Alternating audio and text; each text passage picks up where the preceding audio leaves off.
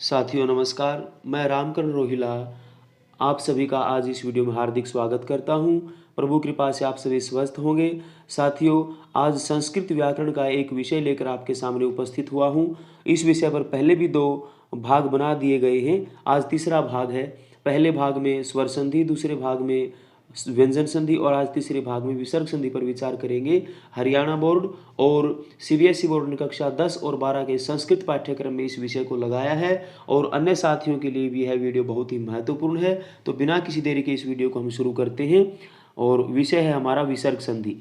संधि के जो 3 भेद हैं, स्वर, व्यंजन और विसर्ग, उन्हीं में से एक विसर्ग संधि है। विसर्ग संधि की परिभाषा यहाँ पर दी गई है।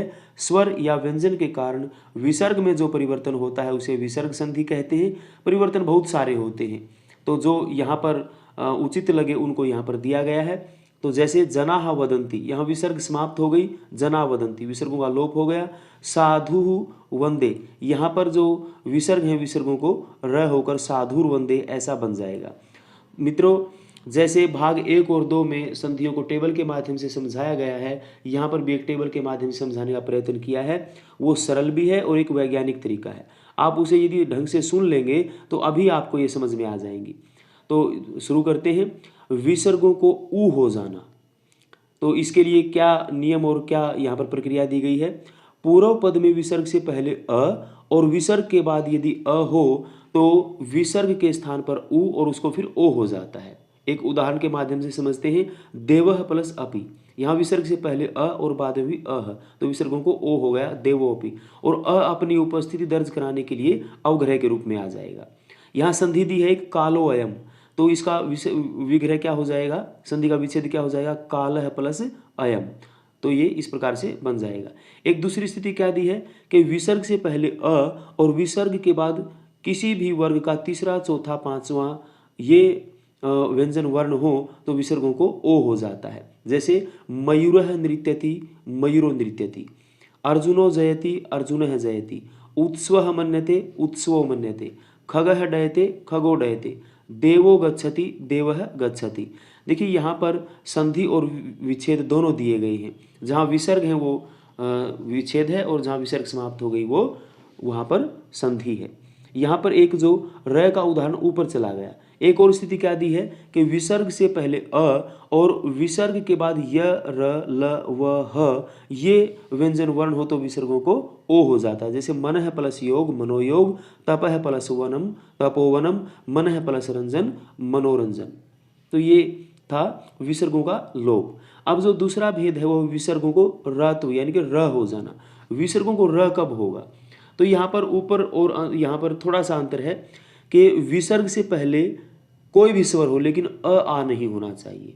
यानी कि विसर्ग से पहले अ आ को छोड़कर कोई भी स्वर हो और बाद में भी विसर्ग के बाद में भी कोई स्वर हो तो क्या हो जाएगा, विसर्गों को र हो जाएगा। जैसे कवि ही प्लस इच्छति, यहाँ विसर्ग से पहले ई बाद में भी ई तो विसर्गों को र होकर कविरिच्छति। गौ प्लस अयम, यहाँ औ हो गया विसर्ग से पहले तो अ, तो भले ही बाद में अ भले हो पहले ना हो तो विसर्गों को र होकर गौरयम ऐसा बन गया।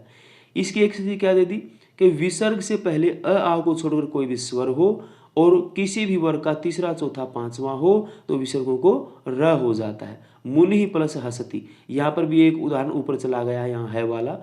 मुनि प्लस हसति मुनिर्हसति, मति प्लस नमति मतिर्नमति, गजै प्लस गम्यते गजैर्गम्यते, वधु प्लस धावती वधु धावती वधुर्धावती, धेनु प्लस हस्ती धेनुर्हस्ती, साधु प्लस यजते साधुर्यजते। यहाँ पर स्थिति क्या है कि विसर्ग से पहले कोई भी स्वर हो अ आ को छोड़कर और बाद में य, र, ल, व, ह ये हो तो विसर्गों को र हो जाता है। एक और स्थिति दे दी यहाँ पर, क्या कहा कि यदि वो जो विसर्ग है वो अव्यय संबंधी हो, यानी कि वो विसर्ग किसी अव्यय की हो और बाद में कोई भी स्वर या किसी भी वर्ग का तीसरा, चौथा, पांचवा या फिर य, र, ल, व, ह, यहाँ पर नी एक उपसर्ग या अव्यय है। पुनः दुह, यहाँ पर भले ही कोई भी यहाँ पर वो कोई भी स्वर हो उसे कोई मतलब नहीं है। बाद में कोई भी स्वर हो या फिर किसी भी वर्ग का तीसरा, चौथा, पांचवा हो या फिर य, र, ल, व, ह ये होंगे तो विसर्गों को र हो जाएगा। निह प्लस अगच्छत निर्गच्छत, पुनः प्लस गच्छति पुनर्गच्छति, दुह प्लस बल दुर्बल है। इस प्रकार से तीसरा जो भेद दिया है विसर्गों का लोप होना। विसर्गों का लोप कहाँ होगा? देखिए, पूर्व पद में विसर्ग से पहले सीधा सह एष हो और उसके बाद कोई भी व्यंजन हो या फिर अ को छोड़कर कोई भी स्वर हो तो क्या हो जाएगा? विसर्ग लोप हो जाएगा, विसर्ग समाप्त हो जाएंगी। सह गच्छति, एषः इच्छति, एष इच्छति। देखिए यहाँ पर ये तो कोई भी अ को छोड़कर कोई भी स्वर हो गया और ये भी कोई भी व्यंजन हो गया। सह एषः सीधा आया हो तो फिर वहाँ पर ये स्थिति होगी। फिर एक स्थिति क्या है कि विसर्ग से पहले अ हो और बाद में अ को छोड़कर कोई भी स्वर हो तो क्या हो जाएगा? विसर्ग समाप्त हो जाएंगी। देवः आयाति, विसर्ग से पहले अह और बाद में भी अ को छोड़कर आ गया तो विसर्ग समाप्त होकर संधि क्या बनेगी? देव आयाति। एक और स्थिति यहाँ पर दी है कि विसर्ग से पहले आ और बाद में कोई भी स्वर हो, भले ही अ भी क्यों ना हो, तो विसर्ग लोप हो गई। वृक्षाः एते वृक्षाएते, सिंहाः आयान्ति सिंहा आयान्ति, नृपाः अत्र नृपा अत्र। यहाँ विसर्ग समाप्त हो गई क्योंकि इसके बाद में क्या था? कोई भी स्वर था। एक और स्थिति है कि विसर्ग के बाद से पहले आ हो और बाद में किसी भी वर्ग का तीसरा, चौथा, पांचवा विसर्ग समाप्त हो जाएंगी। सिंहाः गर्जन्ति, अश्वाः धावन्ति, जनाः नमन्ति। यहाँ पर तीनों में विसर्ग समाप्त होकर ये संधि हो गई। एक और स्थिति दी है कि विसर्ग से पहले आ और बाद में य र ल व ह तो विसर्ग लोप। जनाः वदन्ति, सैनिकाः रक्षन्ति। यहाँ विसर्ग समाप्त होकर ऐसा ये संधि बन गई। उसके बाद है विसर्ग के स्थान पर श, श और स। देखिए इसमें क्या नियम और प्रक्रिया रहेगी? विसर्ग से पहले कोई भी स्वर हो और बाद में च, छ, श तो विसर्गों को श हो जाएगा। नृपः चलति, नृपश्च चलति, दुः प्लस चरित्रम, दुश्चरित्रम, दुः प्लस शासन, शासनः, दुःशासनः। देखिए विसर्गों को श हो गया, भले ही बाद में श है और ये श है तो यहाँ पर ये श ही होगा या फिर च या छ हो। दूसरी स्थिति क्या है कि विसर्ग से पहले कोई भी स्वर हो और बाद में ट, ठ, श तो विसर्गों को श हो जाएगा। धनु प्लस टंकार, राम प्लस षष्ठः।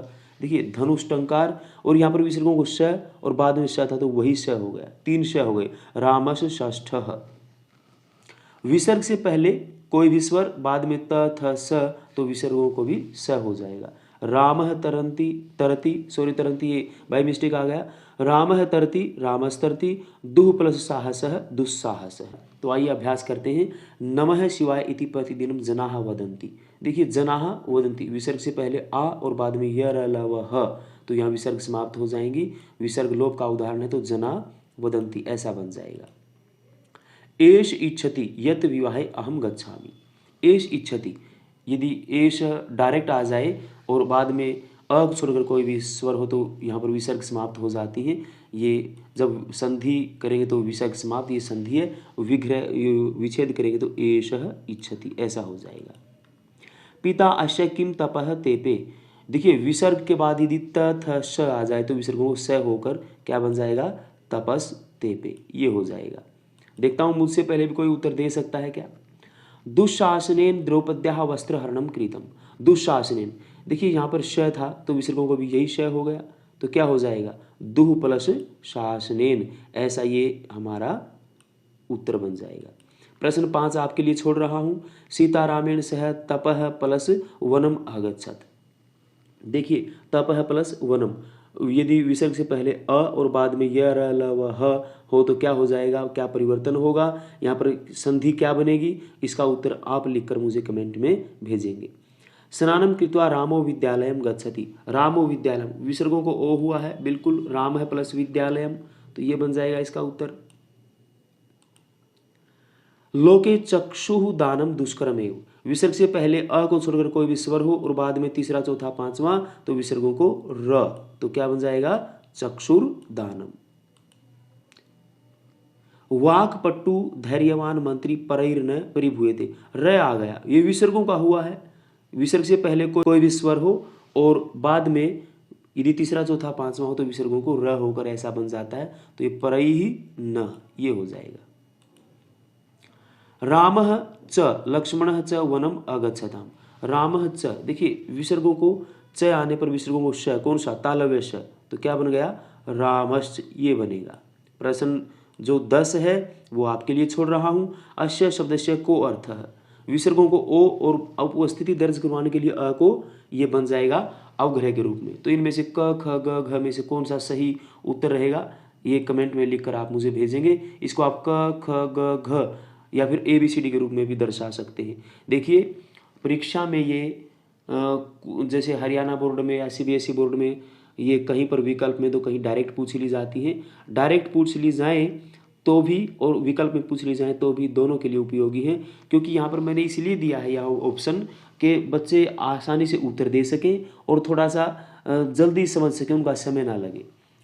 तो ये दोनों के लिए उपयोगी है। तो यहाँ पर ये बताइए इनमें से कौन सा इसका उत्तर होना चाहिए। को अर्थः ये संधि है, विच्छेद क्या होगा इसका।